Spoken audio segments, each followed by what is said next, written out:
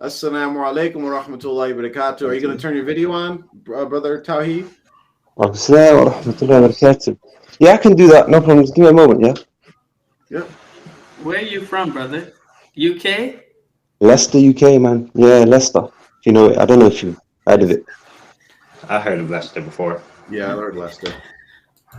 Yeah, just give me a moment, inshallah. I don't want to keep you too long. I know you guys at the end of this stream. Okay. How did you while you're getting set up? I mean, you can. How did you wind up a follower of Muhammad Qasim?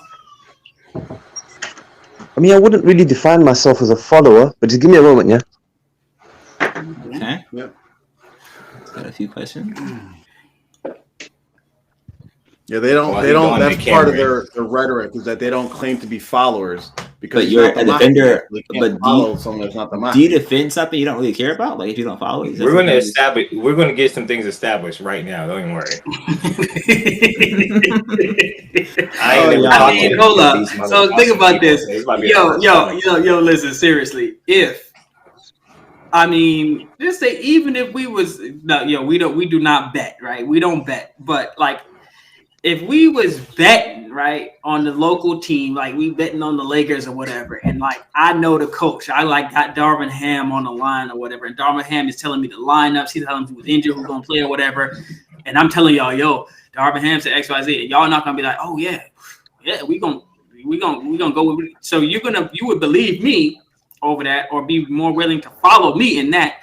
But someone who you believe is getting some sort of communication dreams from Allah, but you're not a follower of his. Who you following? I mean, like, if someone's getting dreams from Allah, you're not a follower of his, how does that even work? It's like, I mean, that's a good question. It doesn't make sense. Brother, can you guys hear me? Yeah, yes, we can hear you. You just give me, like, my phone's really freezing up. Hold up. I mean, your audio is good. Your audio is real good, brother. So that +44. Guys, how you guys? Alhamdulillah. Okay. So how you doing? Alhamdulillah, I'm doing fine. Right, so, and I would like to say this first and foremost. Much respect, brother Tawheed Ummah, that you came on, showed your face, got on. I mean, this is like I appreciate it. I respect it. So we're not used to this. Yeah. Yeah. I mean, I see you guys as brothers on the Quran and Sunnah, like me. I mean, I've always been a keen follower of Quran and Hadith. I don't feel like I've deviated away from that methodology at all. And I see you guys as, inshallah, seeking the same thing. So I thought, why? What's there to hide, right? Right. So you are not a follower of Muhammad Qasim. Is that correct? Right. So we consider ourselves followers of Prophet Muhammad, right? Okay. I'd stick to that. Okay. So, you believe that Muhammad Qasim is having dreams that are directly from Allah? So what I would say, brother, is that as a follower of Quran and Hadith, where I started this journey, if you want to call it that, whatever, is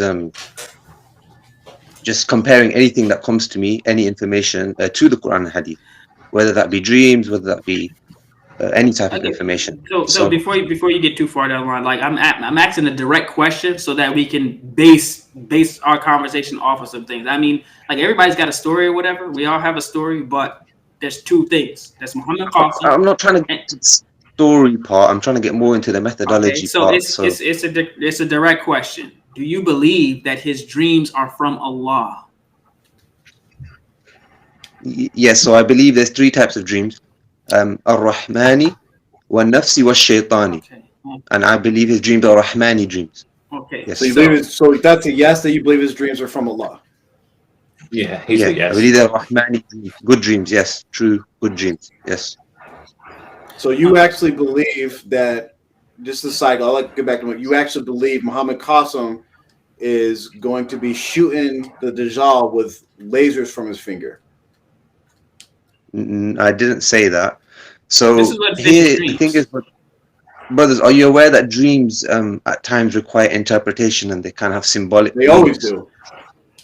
Yeah. So who is the interpreter of his dreams? Who's interpreting his dreams? Who's the official interpreter of Muhammad Qasim's dreams? Is it him? Let me just answer Jafar's question first, if that's okay, because I'm going to get too much cool. by this way. Cool.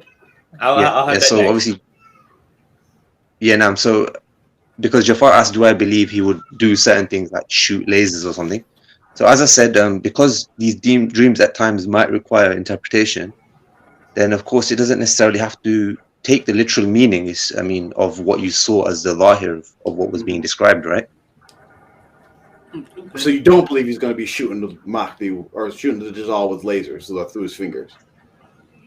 Now, what I'm saying is there's no iltizam, like there's nothing that necessitates that. That you have to believe. I say like you're kind of just to be like clear, like I don't want to sound like we're coming at attacking you, but to have a conversation, that's why I didn't want to. I prefer this one. Like kind of answer each other's question, because like this is what we did on the last show with the other people that came on. We ask a question and they actually don't answer what we ask.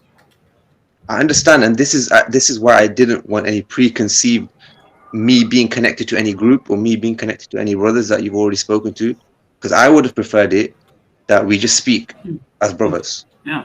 But it's become more of an interview type of thing, so it is what it is. You know, but questions, go ahead and ask honestly, you have questions, like you said, you said you weren't a believer of him, or you don't consider yourself a follower. So we're just asking questions so we can get where you're coming from to have better dialogue. Which leads me back to I get it. Is who I get is it, but the like interpreter of Muhammad Qasim's dreams? Because we know dreams need an interpreter, somebody that is verified, that have the ability to interpret dreams correctly based off of Holy Quran and Sunnah. So who is the interpreter of Muhammad Qasim's dreams so that they can interpret the things correctly? So in terms of who is the interpreter, fine, we can say that from the Quran and Sunnah, we find dreams being interpreted, but that doesn't necessarily mean that at no point in time do they have the zahir meaning included. So just because a dream does sometimes require interpretation, it doesn't mean there can't be literal meanings included. There can be literal and easy, there can be dreams which are quite easy to understand. There can be some which are more complicated. As for who's the interpreter, there's no one person who anyone can say that is the interpreter of dreams in the modern day or something like that. Okay. So you do not consider yourself a follower of Muhammad Qasim. Also, no. Okay, yeah, I'm just going through, just make sure everything is clear, especially for the listeners and viewers. You're not a follower, okay? So you're not following him, as in if he gives some order, everyone go to Philistine and get ready to defend the Muslims or something like that. He can't give you any orders like that, and you're not going to follow that, right? No, Allah subhanahu wa ta'ala says, "Ati'u Allah wa ati'u al-Rasul wa ulil amri minkum." No. And Muhammad Qasim is not any one of those at this moment in time. Okay, so he's not a follower of his. He's having these dreams, but and correct me if I'm wrong, what he is saying is happening in the dreams may not necessarily be things that will happen literally in the future, but they do need interpretation. Yeah, so some things might be more clearer in meaning than others. Some might be more symbolic. Just depends. But in general, his dreams do need interpretation. I wouldn't say in general. I'd say each dream would probably need to be looked at on its own merit. Are there any dreams that he has had that do not need interpretation, and you know they're from Allah? They need no interpretation. I'm not sure how to answer that question in particular, because, but I guess you could say. Okay, because you said you believe in his dreams, right? So the dreams have there has to be something that's like you believe in them. That because if you have to, like, this is just me from my perspective, right? If you're going to the dreams and you're saying, okay, there's two types of dreams. Some of them are allegorical, have to be interpreted, and some don't. They're just clear. So for you to actually say I believe in them, it would only have to be the clear ones, because all the other ones would need some kind of interpretation. If you want to go into each and every dream, then generally speaking. I'm just saying in general. So what I'm getting at is there has to be at least one example of a clear dream that didn't need any interpretation, that you read or listened to, they were like, oh, I believe that because it's very clear. I didn't have to interpret it. A scholar didn't have to interpret it. And I know that came from Allah. You're saying there has to be one? I don't know what you mean. Okay, wait. So I'm asking you this question. What was the one dream that you found or heard about or read about and said this is the dream that I believe that Muhammad Qasim is telling the truth, or that his dreams are from Allah? Yeah. So there was one dream in particular where I told my friend, "Yo, bro, pause the thing, yeah." And I looked at my friend. I was like, "Bro, this is true, man. Like, bro, let's stop playing. This is true. Why? I'll tell you the dream." Okay. And do you know what? It won't be the dream which probably you'd think or someone would think that would be the one that clicks off. Okay. So he had a dream, Muhammad Qasim, where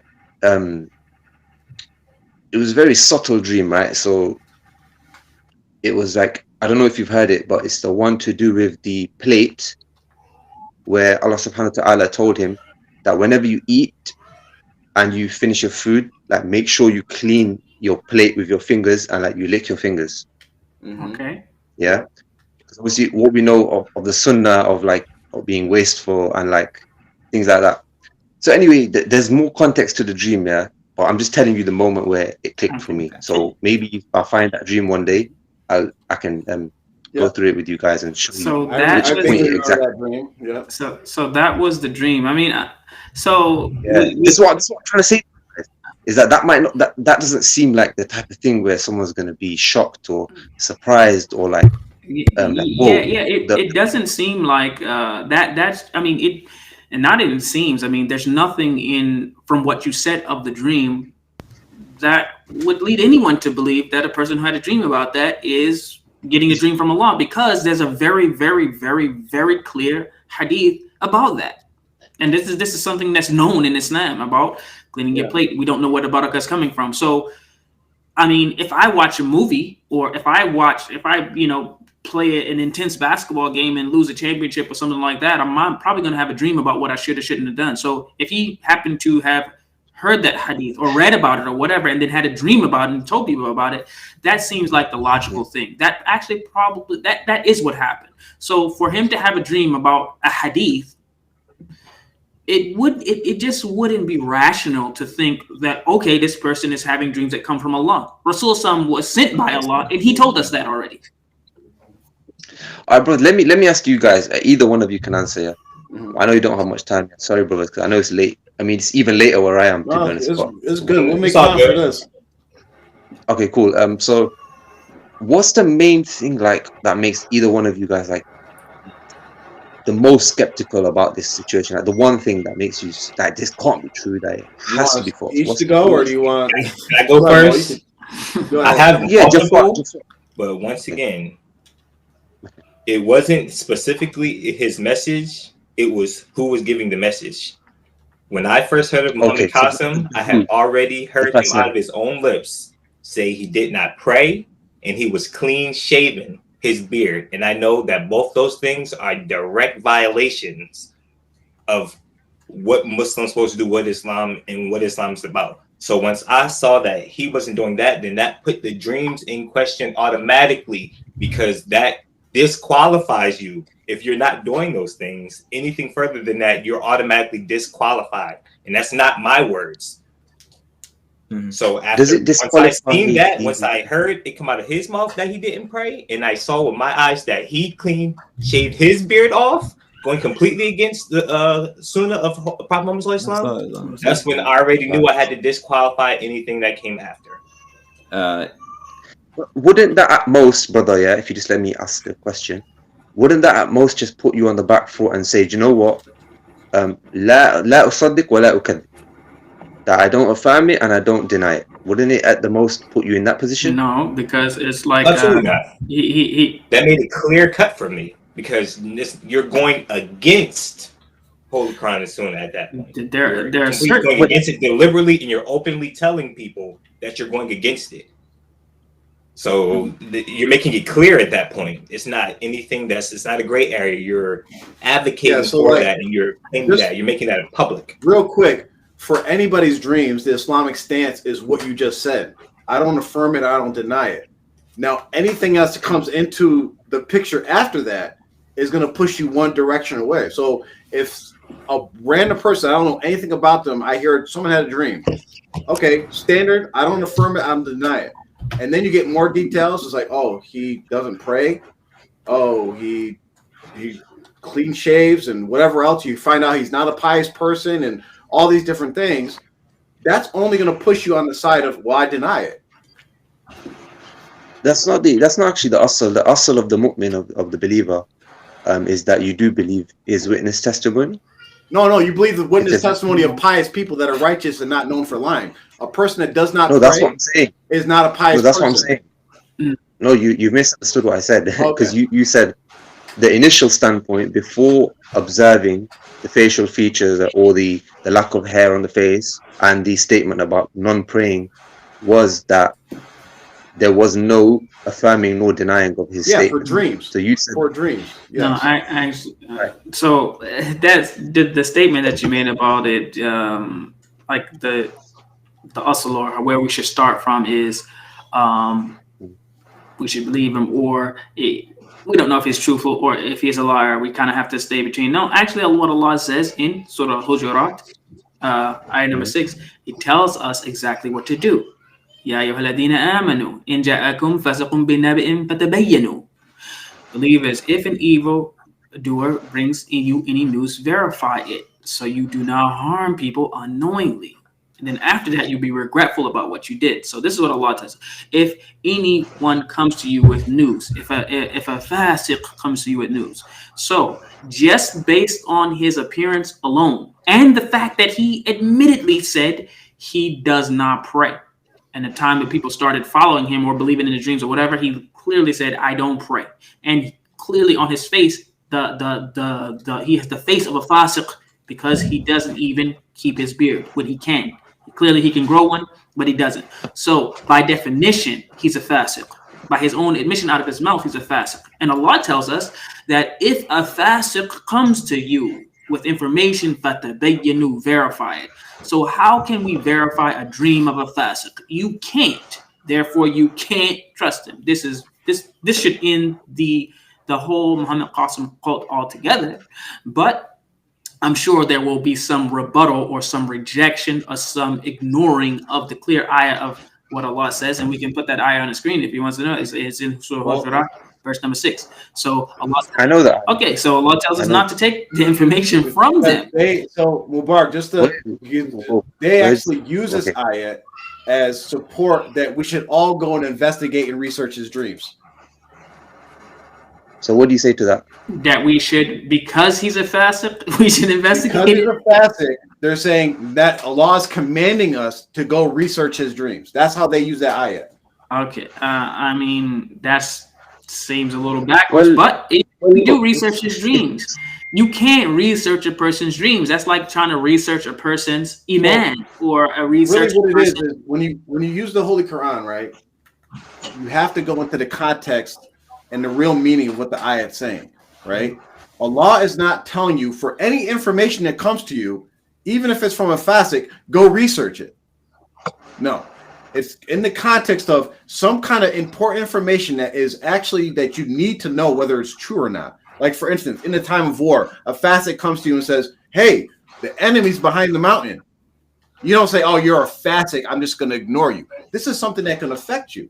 Or if you're going to act on it, then you probably should go research instead of just relying on their word, right? We would not just rely on Qasim's word because he's a fasiq. If it's necessary information, let's try. Yeah, cool. All right, Jafar, if I can just jump in quickly. Yeah. Let's just try to come to some type of conclusion. Yeah. So let's narrow it down. So we have Muhammad Qasim. Okay. He's either a liar. He's either it's from Shaitan with the dream, so he's deluded basically. He's truthful. Do you have any other options that are left? Yes, there's tons of options. So here's what it is. He could be a straight up liar and making up straight up liar, right? And an example of that would be, okay, you know what, these hadiths, I'm going to say I had dreams about these hadiths. I read this hadith about cleaning your plate. I'm going to go turn it into a dream and write it down on the paper. That's like a straight up lie. He's lying. That's one option. Another option is, okay, yeah. So the other option is that he's totally telling the truth and these dreams are all coming from Allah, right? That's the other option. The third option is that he doesn't know he's lying and that he thinks he's telling the truth, and that he actually has dreams, right? From shaitan. From himself, his nafs, or from shaitan. Okay. So that's basically 4 different options that you could have. Only one of them being true. I agree. I agree that we've narrowed it down correctly. Cool. So, let's just go to a dream about avoiding shirk, for example, or the types of shirk which are around today and things like that. Let's talk about the liar option.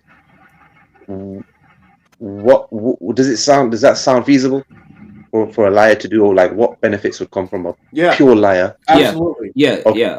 Absolutely. I said this in a video. So when you ask if someone's a liar, right? You look to what can the person gain from saying this, from this lie, right? Because a person can lie with something that's good all the time. We see if you know anything about cults, not everything they teach is wrong. Yep. They'll say, hey, get off of drugs. Hey, do this, do that, right? But they're wrong. How many Christians worship Jesus as the Son of God sincerely, but they're wrong, right? They say, you know what? Don't do drugs. Don't commit adultery.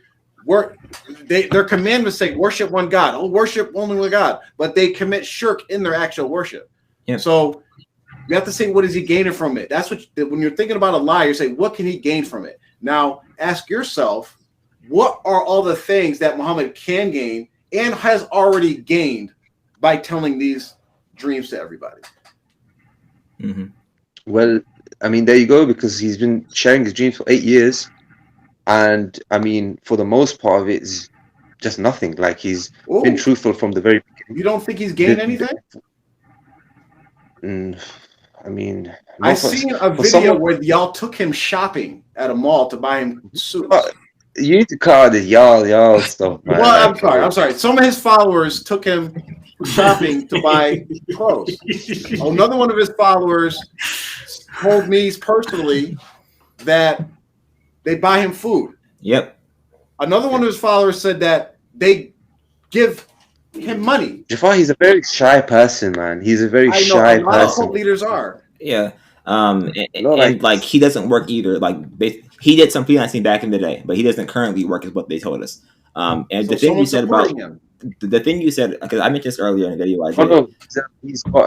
He's got a property. Yes. Alhamdulillah. The same property that every Pakistani cult leader has. They live off these properties. I mentioned this earlier. We know it's him, man. We know it. We know it well. His father left behind. Does he rent them out? Amr, go ahead. I'm trying to think of what I said. Okay, so you mentioned about the whole his dreams telling you to avoid shirk, right? Yeah. Which is for a lot of his supporters or people who want to believe in him, have some sort of understanding of him that hey, his dreams, his main message is to avoid shirk, right? The problem with this is Allah tells us this, right? And so eventually it's going to get to the point where people will attribute the avoidance of shirk to Muhammad Qasim. So his followers will get to a point where it's like, I will avoid shirk. Let's talk about Pakistan, yeah? I just want to tackle from a slightly different perspective, and then whatever, we maybe call it a night, So Pakistan is a place obviously with shirk, right? I don't know how much you guys know about Pakistan, but there's a lot of grave wells. Every place has shirk. Every place has its shirk. But yeah, Pakistan, they definitely. Hey, did you know that Lahut Lamakan is in Pakistan? Did you know that? That's just inside joke. Sorry. You're good. Continue. Go ahead, brother. Sorry. No, that's all right, man. Don't worry about it. Okay, so because that place has lots of shirk, there has been for a long time, Ahl Hadith scholars, Ahl Sunnah scholars, trying to promote our beliefs of Tawheed, which we all share, right? Yeah. Like Kitab al-Tawheed, Muhammad Abdul Wahhab. You guys take from Muhammad Abdul Wahhab? whatever he's writing. Yeah. Yeah, I mean. Okay. No, sorry. I just mean like Kitab al-Tawheed, like I think we all agree. Mm-hmm. Yeah. So like, there's a story of like a scholar in like about 100 years ago, so who took the like Kitab al-Tawheed, and he covered the name of Muhammad Abdul Wahhab, and it ended up being a very effective form of da'wah in the shirk places, in the subcontinent. And it was only because he covered the name that the da'wah was effective, because as soon as they found out that it was Muhammad Abdul Wahhab's book, then all of the Pakistanis and the Indians would be saying, oh, Wahhabi, Mm-hmm. you're a Wahhabi, right? But really the da'wah was just Tawheed, right? So with Muhammad Qasim, you see, because he's coming with an Urdu and a type of akhlaq which the people understand, then the da'wah of Tawheed, it settles more. It resonates more with them. Whereas if me or if you guys come and we go with the Muhammad Abdul Wahhab type of da'wah and the Salafi type of da'wah, they don't like it. So they're not going to listen. Let me clarify. Let me see if I can understand what you're saying. You're saying that the type of da'wah that Muhammad Qasim and his followers are doing resonates more with the Pakistanis?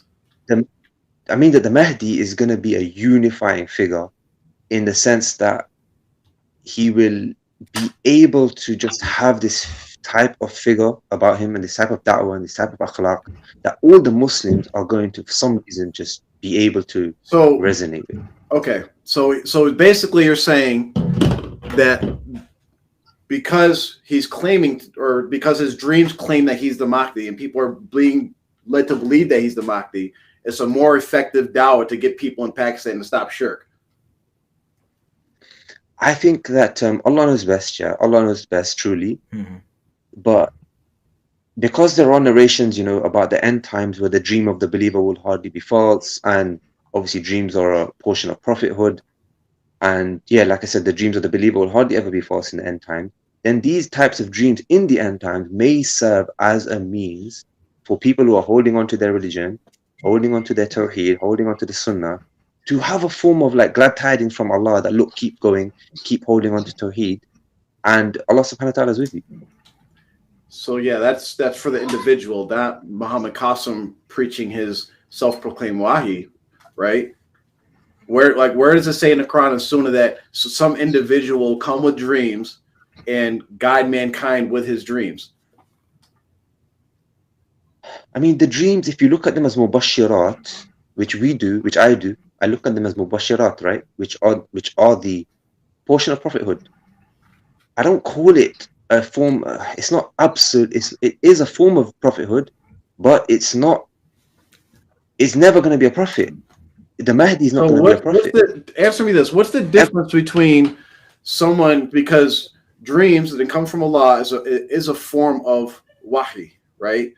And the difference between the dreams that we have from Allah, right? The inspirations, the glad tidings, the mubashirat that we get from Allah. The thing that separates us from our dreams is that our dreams have no legal consequence and are for us individually. Now, what would separate me having a dream and Allah allegedly telling me my dream, now go tell mankind your dreams, and if mankind doesn't follow your dreams, that I will punish them. What's the difference between that and a prophet? Is the punishment more to do with not following the dream, or more to do with not following the content of the dream, which is Tawheed? Following the dream. It's more the content of the dream. No, I'll be more specific. Believing the dream. Whether you follow it or not. So according to Muhammad Qasim's dreams, I could be a pious Muslim making all my salats, avoiding all types of shirks. But if I hear about Muhammad Qasim's dreams and I don't believe in it, Allah is going to punish me. If you come with, if a person comes with the rejection of the content of the dream, then in reality we have to ask, what are they really rejecting? Well, what's the difference between that and a prophet? Yeah. And let me ask a question. I believe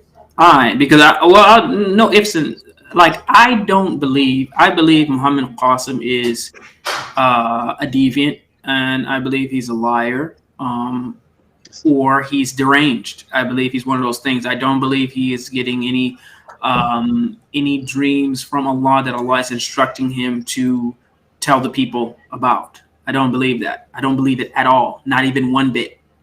So for someone like me who has heard about Muhammad Qasim in detail and rejects what he's saying, I'm just going to follow what Rasul is saying. So if Muhammad Qasim had a dream about cleaning your plate and licking your fingers, I don't care. But Rasul did tell me in that hadith to clean the plate, lick your fingers, don't waste food or however you want to look at it.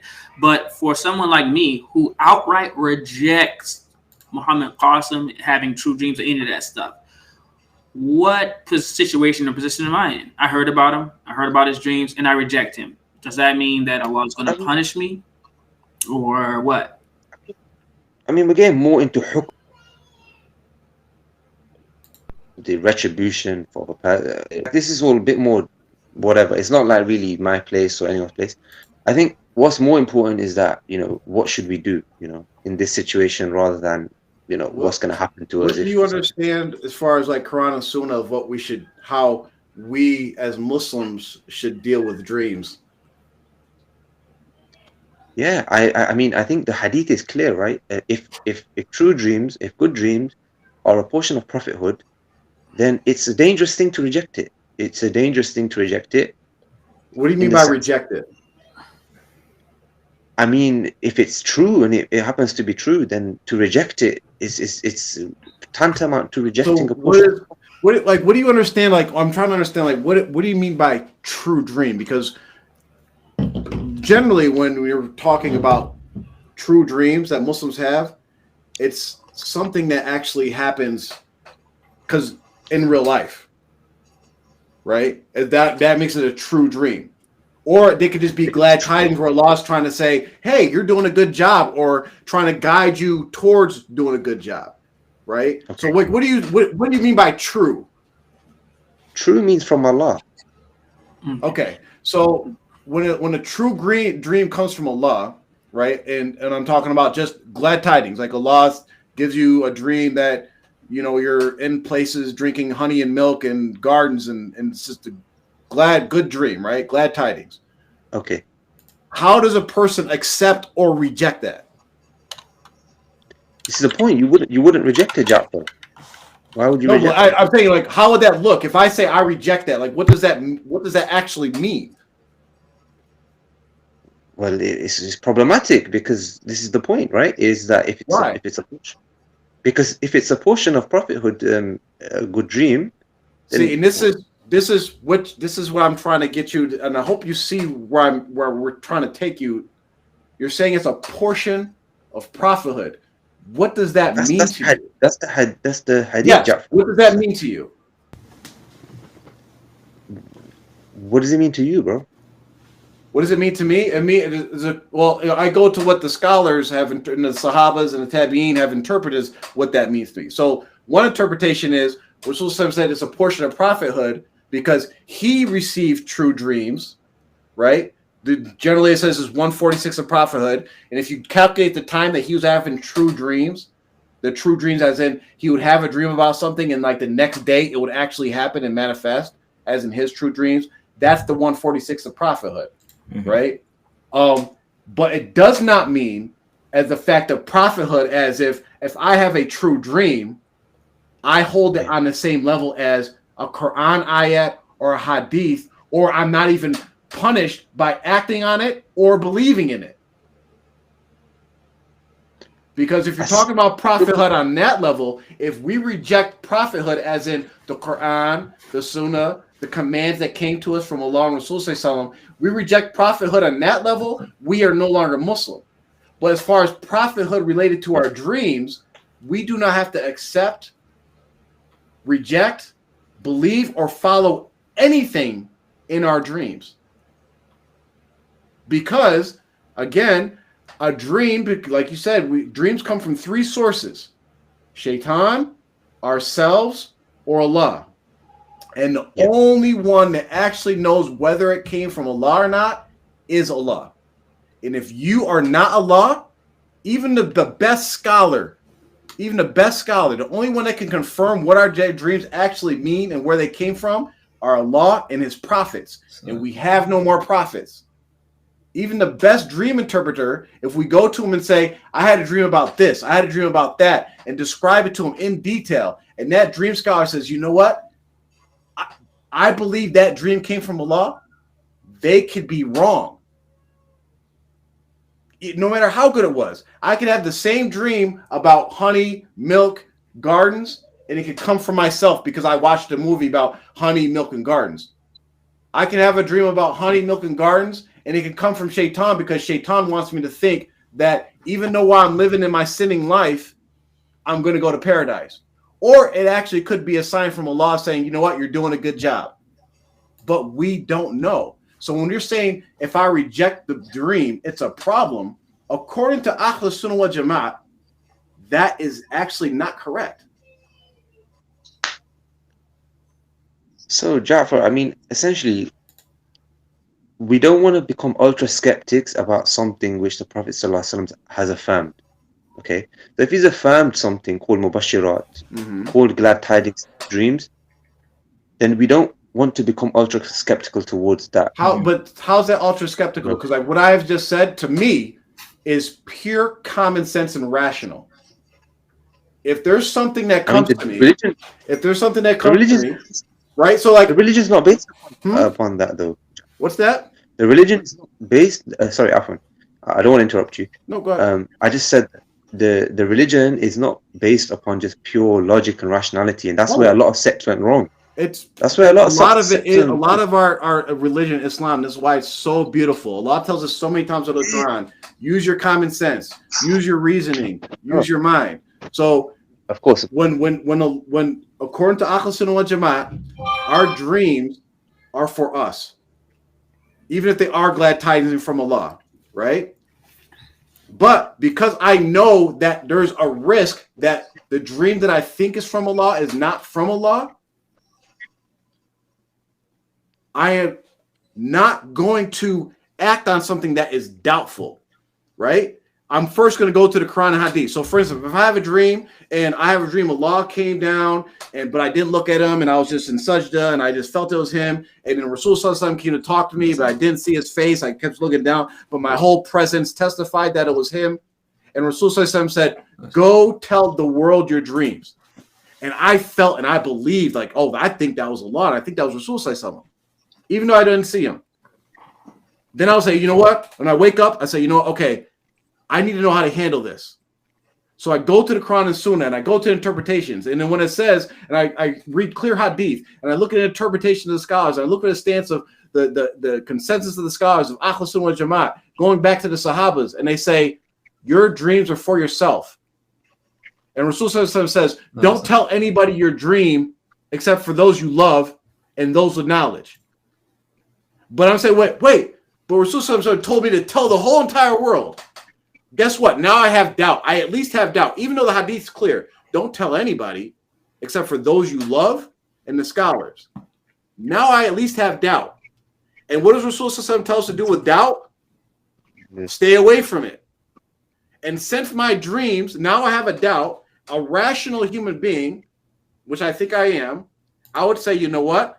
I'm not going to act on it because I'm not going to get punished. If it was from Allah, Allah's not going to punish me for staying away from it by following the Quran and the Sunnah. But Ja'far, you brothers are skeptical. That's like rational thought for me. Okay, but Akhi al-Habib, the thing here is that you brothers have perhaps gone past that point of staying away from a doubtful issue, and you've gone to.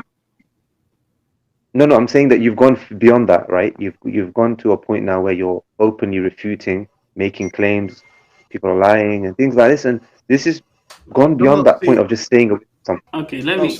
I'm talking from the dreamer perspective. I just spoke to you exactly from the perspective of Muhammad Qasim, that if he was following the Quran and Sunnah, that's what his rational mind should have done. Because, for instance, if Allah gave me these dreams and was like, go tell the world to stop practicing shirk, guess what? I can do that without telling anybody my dream and follow the Quran and Sunnah. We do that right now. Don't practice shirk. Yeah, the Quran says that. The Hadith say that. I mean, Islam in general says that. I mean, this is something that's said on every member every Friday, and it's said in every salah from every Muslim who prays. I mean, maybe Muhammad Qasim doesn't say it every day because he admittedly doesn't pray every day. But for every Muslim, they say this as far as avoiding shirk and worshiping Allah alone. This is already something that's well known. But I just have one question. I have one question for you, brother. Please don't.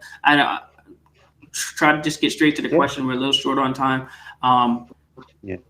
If I personally have a dream about something and I say it's from Allah, how can you verify that my dream is true?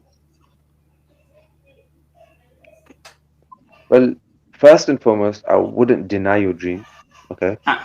And then I would look into your dream, and then I would look at what you're telling me, what you're saying to me, and I would also look at you, like you guys obviously have pointed out that you would look at the individual. It's not that you discount the individual completely. And then you would weigh things up all together and join them together and come to a conclusion about the dream, which is kind of what I've done, which I've spent time doing. And this is the position I'm at. So once you come to the conclusion, once you come to the conclusion that my dream is true, then what do? You've come to the conclusion that my dream is true. Then what? You act upon it? فَلْيَحْمَدِ Then let him praise Allah. Alhamdulillah.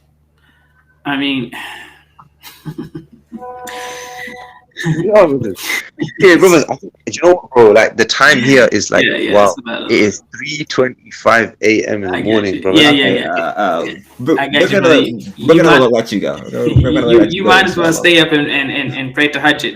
Maybe pray a little extra. But Fajr on Yom al-Jum'ah is more virtuous. We would like to continue this conversation, maybe in a more organized fashion on a set time. Our email's down there. Email us. Also, you could WhatsApp me. It's my number. I'll put it in the chat. So if you want to man. On WhatsApp. Yes. Whatever. For coming on.